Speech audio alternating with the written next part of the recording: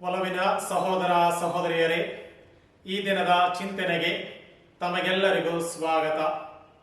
ಇಂದು ನಾವು ಚರ್ಚಿಸುವ ವಿಷಯ ಕಾನೂನು, ಶಬ್ದರೂಪ ಅಥವಾ ಅರ್ಥರೂಪ.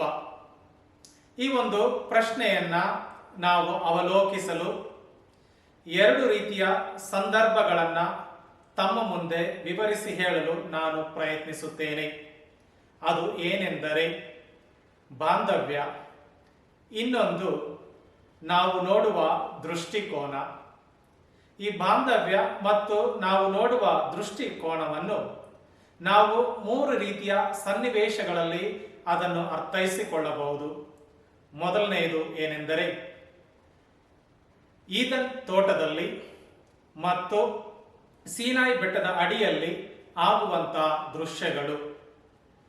ಈದನ್ ತೋಟದಲ್ಲಿ ಅಥವಾ ಏದನ್ ತೋಟದಲ್ಲಿ ನಾವು ನೋಡುವುದು ಏನೆಂದರೆ ಮಾನವನು ಒಂಟಿಯಾಗಿರುವುದನ್ನು ದೇವರು ಕಂಡು ಅವನಿಗೆ ಸಹಕಾರಿಯಾಗಿ ಸ್ತ್ರೀಗಳನ್ನು ಉಂಟು ಮಾಡಲು ದೇವರು ಬಯಸಿದಂತಹ ಆ ಒಂದು ಧೋರಣೆ.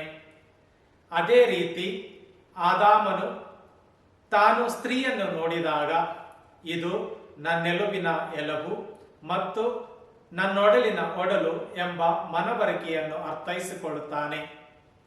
ಇದನ್ನು ನಾವು ನೋಡುವುದು ಹೇಗೆಂದರೆ, ವಿವರಣೆಯ ಮುಖಾಂತರ ವಿವರಿಸಿ ಹೇಳುವುದು ಹೇಗೆ ಎಂದರೆ, ಇಂದಿನ ಆ ಶುಭ ಸಂದೇಶ, ಸಂತ ಮಾರ್ಕರು ಬರೆದ ಶುಭ ಸಂದೇಶದ 10ನೇ ಅಧ್ಯಾಯ ವಾಕ್ಯಗಳು 2ರಿಂದ 12ರವರೆಗೆ ನಾವು ನೋಡುವಂತಹ ಆ ಒಂದು ಸಾಂದರ್ಭಿಕ ಸನ್ನಿವೇಶ.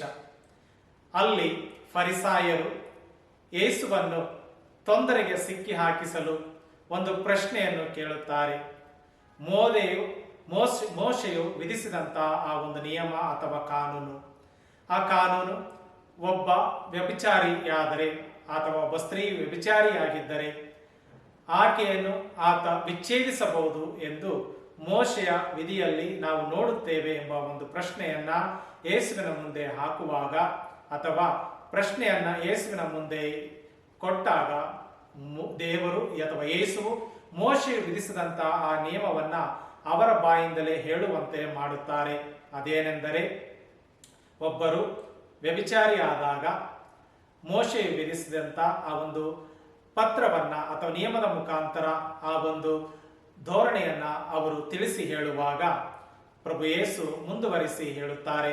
ಅಂದರೆ ಅವರಿಗೆ ಹೊಸ ರೀತಿಯ ಪಾಠವನ್ನೇ ತಿಳಿಸುತ್ತಾರೆ. ಅದೇನೆಂದರೆ, ಫರಿಸಾಯರ ಪ್ರಕಾರ ಮೋಶೆಯ ನಿಯಮ ವಿಧಿಗಳು ಸೀನಾ ಬೆಟ್ಟದ ಅಡಿಯಲ್ಲಿ ಕೊಟ್ಟಂತ ನಿಯಮಗಳಾಗಿರುತ್ತವೆ. ಆದರೆ ಪ್ರಭು ಯೇಸು ಒಂದು ಹೆಜ್ಜೆ ಮುಂದೆ ಹೋಗಿ ಸೃಷ್ಟಿಯ ಮೂಲದಲ್ಲಿ ದೇವರು ವಿಧಿಸಿದ ನಿಯಮದ ಪರಿಚಯವನ್ನು ಮಾಡುತ್ತಾರೆ. ಅದೇನೆಂದರೆ ಆದಾಮನ ಆ ಒಂದು ಪರಿಚಯ, ತನಗೆ ಆದಂತಹ ಒಂದು ಬಾಂಧವ್ಯದ ಅನುಭವ. ಆ ಬಾಂಧವ್ಯದ ಅನುಭವ ಏನೆಂದರೆ ನನ್ನೆಲುಬಿನ ಎಲುಬು, ನನ್ನ ಒಡಲಿನ ಒಡಲು ಎಂಬ ಆ ಒಂದು ಅನುಭವ. ಆ ಅನುಭವವನ್ನ ಬೇರ್ಪಡಿಸಲು ಅಸಾಧ್ಯ, ಯಾವ ಮನುಷ್ಯರು ಅದನ್ನು ಬೇರ್ಪಡಿಸಬಾರದು ಎಂದು ವಿಧಿಸಿದ ಆ ನಿಯಮ, ಆ ಒಂದು ಕಾನೂನನ್ನ ಸೃಷ್ಟಿಯ ಮೂಲದಲ್ಲಿ ದೇವರು ವಿಧಿಸಿದ್ದಾರೆ ಎಂಬುದನ್ನ ಫರಿಸಾಯರಿಗೆ ಪ್ರಭು ಯೇಸು ಜ್ಞಾಪಿಸುತ್ತಾರೆ ಮತ್ತು ಮನವರಿಕೆಯನ್ನ ಮಾಡುತ್ತಾರೆ. ಈ ಒಂದು ಮನವರಿಕೆಯನ್ನ ನಾವು ಇನ್ನೊಂದು ರೀತಿಯಲ್ಲಿ ನೋಡಿ ಅರ್ಥೈಸಿಕೊಳ್ಳುವುದು ಹೇಗೆಂದರೆ, ಶಿಷ್ಯರು ಕೇಳುವಂತ ಆ ಒಂದು ಪ್ರಶ್ನೆ, ಫರಿಸಾಯರು ಕೇಳುವ ಪ್ರಶ್ನೆ ಬಾಹ್ಯ ರೀತಿಯ ಸನ್ನಿವೇಶವನ್ನು ವಿವರಿಸಿ ಹೇಳಿದರೆ, ಶಿಷ್ಯರು ಕೇಳುವಂತಹ ಪ್ರಶ್ನೆ ಆಂತರಿಕವಾದ ಸನ್ನಿವೇಶವನ್ನ ವಿವರಿಸಿ ಹೇಳುತ್ತದೆ. ಅಂದರೆ ಧರ್ಮಸಭೆಯಲ್ಲಿ ಉದ್ಭವಿಸುವಂತ ಈ ರೀತಿಯ ಪ್ರಶ್ನೆಗಳನ್ನ ನಾವು ಹೇಗೆ ಸರಿಪಡಿಸಬೇಕು ಮತ್ತು ಅವುಗಳನ್ನು ಹೇಗೆ ನಾವು ನಮ್ಮ ಒಂದು ಈ ಧರ್ಮ ಪವಿತ್ರ ಗ್ರಂಥದ ಆಧಾರದ ಮೇಲೆ ಅವುಗಳನ್ನು ಸರಿಪಡಿಸಬೇಕು ಎಂಬ ಪಾಠವನ್ನ ಪ್ರಭು ಯೇಸು ನೀಡುತ್ತಾ ಇದ್ದಾರೆ.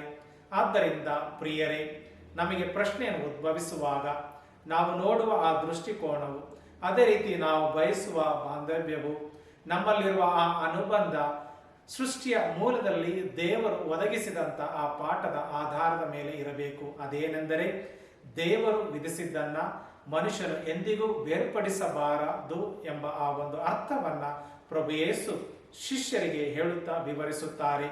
ಹೀಗೆ ಇದನ್ನೇ ನಾವು ಆದಿಕಾಂಡದ 2ನೇ ಅಧ್ಯಾಯ 18ರಿಂದ 24 ವಾಕ್ಯದಲ್ಲಿ ನೋಡಿದಂತೆ, ಮತ್ತು ಅದೇ ರೀತಿ ಮಾರ್ಕರು ಬರೆದ ಶುಭ ಸಂದೇಶ 10ನೇ ಅಧ್ಯಾಯ 2ರಿಂದ 12ರ ವಾಕ್ಯವರಲ್ಲಿ ನೋಡುವ ಹಾಗೆ ಇನ್ನು ಮುಂದೆ ಒಂದು ಹೆಜ್ಜೆಯನ್ನು ನಾವು ಇಡುತ್ತಾ ದೇವರ ಕಾರ್ಯ ಹೇಗಿದೆ ಮತ್ತು ಮನುಷ್ಯನ ಕಾರ್ಯ ಹೇಗಿದೆ ಎಂಬುದನ್ನು ನಾವು ಅರ್ಥೈಸಿಕೊಳ್ಳಬೇಕಾಗಿದೆ ಪ್ರಿಯರೇ. ಅದೇನೆಂದರೆ, ದೇವರು ಸೃಷ್ಟಿಯ ಮೂಲದಿಂದಲೇ ನಾವೆಲ್ಲರೂ ಒಳ್ಳೆಯ ಬಾಂಧವ್ಯದಲ್ಲಿ ಇರಬೇಕು ಎಂಬುದನ್ನು ಬಯಸುತ್ತಾರೆ.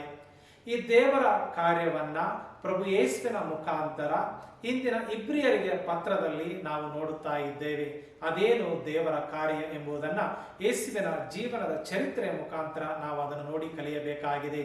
ಅದೇನೆಂದರೆ, ಪ್ರಭು ಯೇಸು ತುಸು ಹೊತ್ತು ದೇವದೂತರಿಗಿಂತಲೂ ಕಡಿಮೆ ದರ್ಜೆಗೆ ಸೇರಿದರು.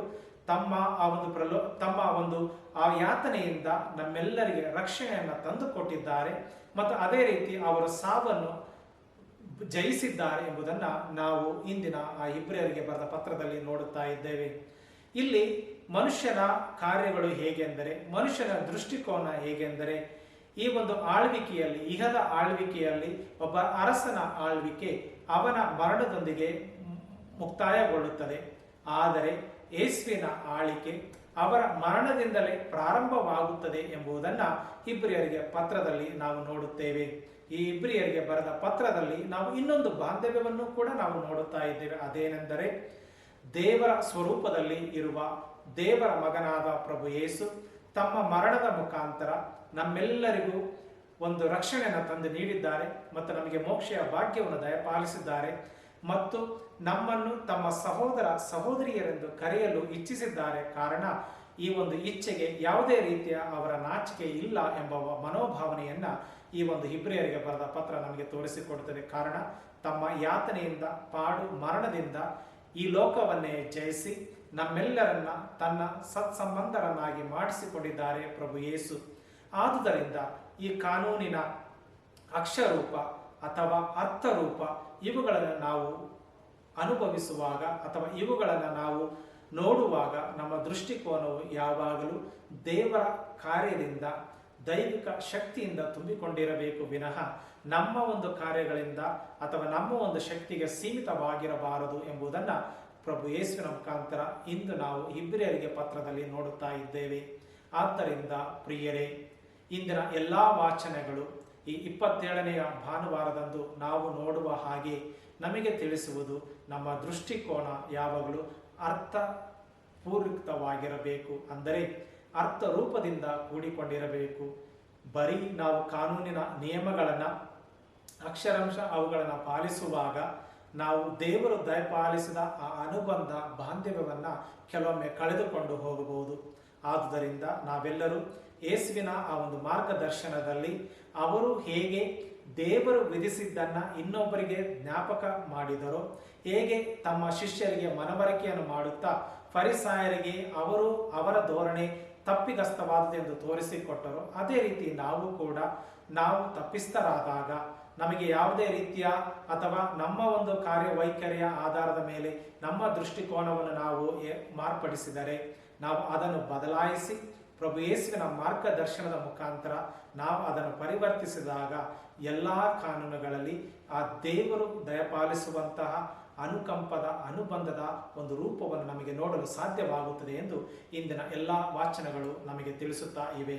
ಆದ್ದರಿಂದ ಪ್ರಭು ಯೇಸುವಿನ ಮಾರ್ಗದರ್ಶನದಲ್ಲಿ ನಾವು ಅವರನ್ನು ಕೂಡ ಪಾಲಿಸುವಂತೆ ಮತ್ತು ಅವರು ಹೇಳಿದಂತೆ ದೇವರು ನೇಮಿಸಿದ್ದನ್ನು ಅಥವಾ ದೇವರು ಒಂದುಗೂಡಿಸಿದ್ದನ್ನು ಮಾನವನು ಎಂದು ಬೇರ್ಪಡಿಸಬಾರದು ಎಂಬ ವಾಕ್ಯವನ್ನು ಹೇಳುವಂತೆ ನಾವು ಕೂಡ ನಮ್ಮ ಸಹೋದರ ಸಹೋದರತೆಯಲ್ಲಿ ಒಂದಾಗಿ ಅರ್ಥಪೂರ್ಣಿತವಾಗಿ ಪ್ರಭು ಯೇಸುವನ್ನು ಪಾಲಿಸುತ್ತಾ ಅವರ ಒಂದು ಮಾರ್ಗದರ್ಶನದಲ್ಲಿ ಮುನ್ನಡೆಯಲು ಬೇಕಾದ ವರಗಳಿಗಾಗಿ ಮತ್ತು ಶಕ್ತಿಗಾಗಿ ನಾವೆಲ್ಲರೂ ಪ್ರಾರ್ಥಿಸುವ. ಆಮೇಲೆ